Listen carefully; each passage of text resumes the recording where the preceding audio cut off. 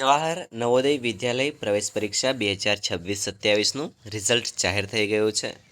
આપણે સૌ જેની આતુરતાથી રાહ જોઈ રહ્યા હતા એ આતુરતાનો અંત આવી ગયો છે. મિત્રો, નવોદય પરિણામ આવી તો ગયું છે, પણ એના પછી શું અને સફળતા અને નિષ્ફળતાનો સાચો અર્થ શું તેના વિશે આજના વિડીયોમાં આપણે ચર્ચા કરીશું.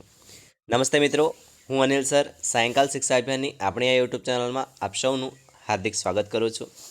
જેની આપણે લાંબા સમયથી રાહ જોઈ રહ્યા હતા એ જવાહર નવોદય વિદ્યાલય એટલે કે નવોદય વિદ્યાલયનું રિઝલ્ટ હાલમાં જાહેર થઈ ગયું છે. ઘણા બાળકો અને ઘણા વાલી મિત્રોના ચહેરા પર ખૂબ જ ખુશી છે, તો થોડા ઘણા મિત્રો નિરાશ પણ છે. આજના વિડીયોમાં આપણે વાત કરીશું કે પરિણામ પછી હવે આગળ શું કરવું અને જેમનું સિલેક્શન નથી થયું એમને શા માટે ચિંતા ન કરવી જોઈએ.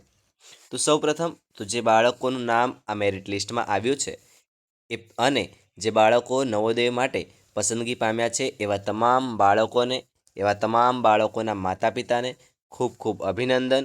આપ સૌની મહેનત રંગ લાવી છે અને તમે એક નવી સફર શરૂ કરવા જઈ રહ્યા છો. મિત્રો, આ વખતે મેરિટ ઘણું ઊંચું ગયું છે, કારણ કે તમે જોયું હશે તો પેપર એકદમ સરળ હતું.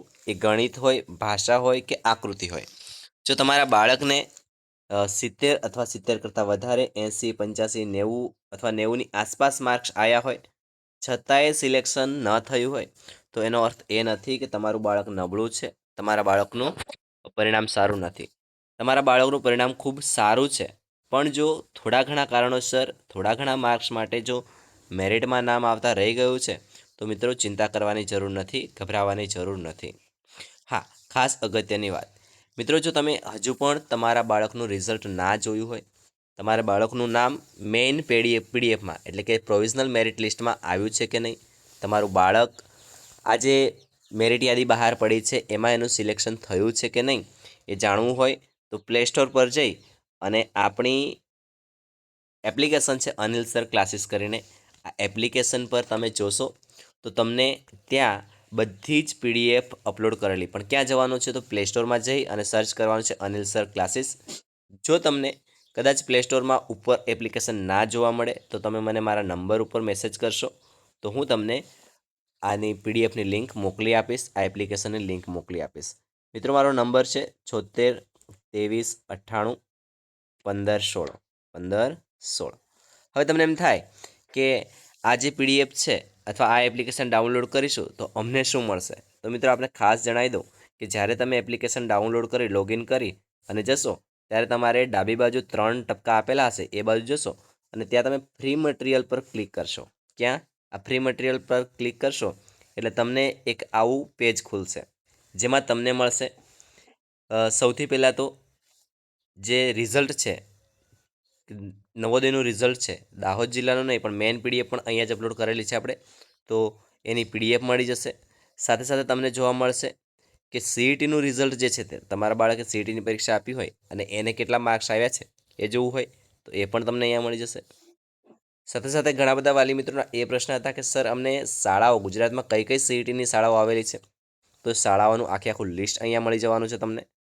આ સાથે તમને જણાવી દઉં કે હાલ જે નવોદયની પરીક્ષા આપી છે બાળકોએ, એ બાળકોને કેટલું કટ ઓફ રહેવાનું છે, મતલબ કેટલા માર્ક્સ સુધીના જે બાળકો છે એમનું સિલેક્શન થયું છે અને હવે પછી કયા કયા બાળકોનું સિલેક્શન થઈ શકે છે, એ બધી જ પીડીએફ આપણી આ એપ્લિકેશનમાં મળી જશે. તો ફટાફટ પ્લે સ્ટોરમાં જાઓ અને ત્યાં જઈ અને અનિલ સર ક્લાસીસ કરીને એપ્લિકેશન છે એ ક્લાસીસની એપ્લિકેશનને ડાઉનલોડ કરો, જેમાં તમને આ બધી જ પીડીએફ મળી જશે. ઠીક છે મિત્રો, લગભગ દરેક જિલ્લામાંથી 6000ની આસપાસ બાળકો પરીક્ષા આપતા હોય છે અને આ બાળકોમાંથી જો તમારું બાળક લગભગ ટોપ 200માં પણ હોય તો તે ખૂબ જ તેજસ્વી છે, તે ખૂબ હોશિયાર છે. પરંતુ નવોદયની મર્યાદા છે કે તે માત્ર ને માત્ર 80 બાળકો જ લઈ શકે છે, મતલબ કે નવોદયની જે શાળા હોય છે ત્યાં માત્ર ને માત્ર દરેક જિલ્લામાં 80 બાળકો જ લેવાના હોય છે. એટલે તમારા બાળકના માર્ક્સ ખૂબ સારા હોવા છતાં પણ આ પહેલાં જે મેરિટ લિસ્ટ છે એ મેરિટ લિસ્ટમાં નામ નથી આવ્યું, તો નિરાશ થયા વગર બાળકની ક્ષમતા ઉપર વિશ્વાસ રાખજો. ઘણીવાર એવું બને છે કે પસંદ થયેલા 80 બાળકોમાંથી કોઈના ડોક્યુમેન્ટ્સમાં ભૂલ હોય, જેમ કે ગ્રામીણ, શહેરી, કોટા કે ઓબીસી સર્ટિફિકેટ, અથવા કોઈ બાળક એડમિશન ન લે, ત્યારે બેઠકો ખાલી પડે છે અને આવા કિસ્સાઓમાં વેઇટિંગ લિસ્ટ અથવા બીજો રાઉન્ડ ત્રીજો રાઉન્ડ બહાર પડી શકે છે. એટલે જો તમારા બાળકના માર્ક સારા છે તો ચિંતા કરવાની જરૂર નથી, ગભરાવાની જરૂર નથી. જો જગ્યા ખાલી પડે છે તો તમારા બાળકને એડમિશન મળવાની શક્યતા છે. દર વર્ષે જિલ્લા પ્રમાણે બીજા કે ત્રીજા રાઉન્ડ બહાર પડતા હોય છે. એટલે જે બાળકો થોડા માર્ક્સ માટે રહી ગયા છે એમના માટે હજુ પણ એક તક હોઈ શકે છે, એક તક મળી શકે છે. તો તમારે ચિંતા કરવાની જરૂર નથી. પણ યાદ રાખજો મિત્રો કે જીવનનો રથ અટકતો નથી. કદાચ તમારું નામ આ નવોદયમાં નથી આવતું, મતલબ આ જે લિસ્ટ છે અથવા હમણાં 5મા ધોરણમાંની પરીક્ષા આપે છે અને 6ઠ્ઠા ધોરણમાં તમને નવોદયમાં એડમિશન નથી મળતું, તો ધોરણ આઠમાં પણ નવોદયની પરીક્ષા આપવાની તક મળશે. આ મહેનત તમને ભવિષ્યની અન્ય સ્પર્ધાત્મક પરીક્ષાઓમાં ચોક્કસ કામ લાગશે. સાથે સાથે એ પણ જણાવી દઉં કે મિત્રો, જે બાળકોએ સીઈટીની પણ પરીક્ષા આપી છે અને નવોદયની પણ પરીક્ષા આપી છે, હવે નવોદયમાં ખૂબ ઓછા માર્ક્સ આવ્યા છે અને સીઈટીમાં થોડાક સારા માર્ક્સ આવ્યા છે, એમને એમ હોય કદાચ કે સર અમારે શેના માટે રાહ જોવી, નવોદય માટે રાહ જોવી કે સીઈટી માટે રાહ જોવી. તો મિત્રો, નવોદયમાં નામ આવ્યું નથી, સીઈટીની પ્રોવિઝનલ મેરિટ લિસ્ટમાં નામ આવી ગયું છે. તો સીઈટીની રજિસ્ટ્રેશન પ્રક્રિયા થઈ જાય અને એના માટે તમારે રજિસ્ટ્રેશન પ્રક્રિયા થયા બાદ ચોઇસ ફિલિંગ આવે એટલે શાળા પસંદગી કરી લેવી. આ સાથે સાથે સીઈટીમાં એડમિશન મળી જતું હોય તો લઈ લેવું તમારી અનુકૂળતા પ્રમાણે. આ ખાસ ધ્યાન રાખજો. નવોદયમાં જ્યારે માર્ક્સ ફરી પાછું કદાચ મેરિટમાં નામ આવે અને જો તમને તમારા બાળકનું નામ સિલેક્ટ થઈ જાય તો પછી તમે ત્યાંથી એડમિશન કાઢી અને ફરી પાછું નવોદયમાં એડમિશન લઈ શકો છો. પરંતુ માત્ર નવોદયના ભરોસે કે માત્ર સીઈટીના ભરોસે બેસી ના રહેતા કે મારા બાળકનું નામ આવશે પછી હું એડમિશન લઈશ. જો નામ આવ્યું હોય તો તમારે સૌએ જે પણ મતલબ નવોદયમાં નામ આવ્યું હોય તો નવોદયમાં તમારી અનુકૂળતા પ્રમાણે તમને અનુકૂળ હોય તો મૂકી દેવા, સીઈટીમાં નામ આવ્યું તો સીઈટીમાં મૂકી દેવા. ઠીક છે મિત્રો? ફરી એકવાર તમામ સફળ મિત્રો, તમામ બાળકો કે જે નવોદયમાં પાસ થયા છે એમને ખૂબ ખૂબ અભિનંદન અને આવનાર ભવિષ્ય માટે ઓલ ધ બેસ્ટ. અને જેઓ આ વખતે રહી ગયા છે તેમને પણ અભિનંદન. તમે ખૂબ મહેનત કરી છે, તમે ખૂબ સારું પરિણામ મેળવ્યું છે. પરંતુ તમને બધાને મારી એક સલાહ છે કે હારશો નહીં, તમે વિજેતા જ છો. કારણ કે તમે લડ્યા છો, તમે મહેનત કરી છે, તમે પરિણામ સારું લાવ્યા છો અને તમે નવોદયની પરીક્ષા પાસ કરી છે. એટલે ચિંતા કરવાની જરૂર નથી, ગભરાવાની જરૂર નથી.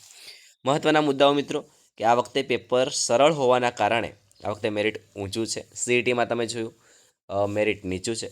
સિલેક્શન ન થયાનો અર્થ એ નથી કે તમારું બાળક નબળું છે. સ્પર્ધા વધુ હતી જેના કારણે પરિણામમાં નબળું પણ નથી, પરિણામ તો સારું જ છે પણ થોડા ઘણા માર્ક્સ માટે રહી ગયા છો. સિલેક્શન ન થવાનો અર્થ એ નથી કે બાળક નબળું છે, સ્પર્ધા વધુ હતી એટલે. ડોક્યુમેન્ટ વેરિફિકેશનમાં ભૂલના કારણે જો સીટ ખાલી પડે તો વેઇટિંગ લિસ્ટ, બીજો રાઉન્ડ ત્રીજો રાઉન્ડ આવી શકે છે.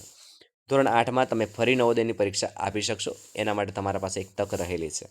જ્ઞાનનો પ્રસાર કરવો અને અન્ય બાળકોની મદદ કરવી, બસ એ માટે આપ સૌને હું એક જ વિનંતી કરીશ કે મિત્રો, જે પણ બાળકોએ નવોદયની સીઈટીની પરીક્ષા આપી છે એ બધા જ બાળકોને આપણી આ યુટ્યુબ ચેનલ સાથે જોડી દેજો.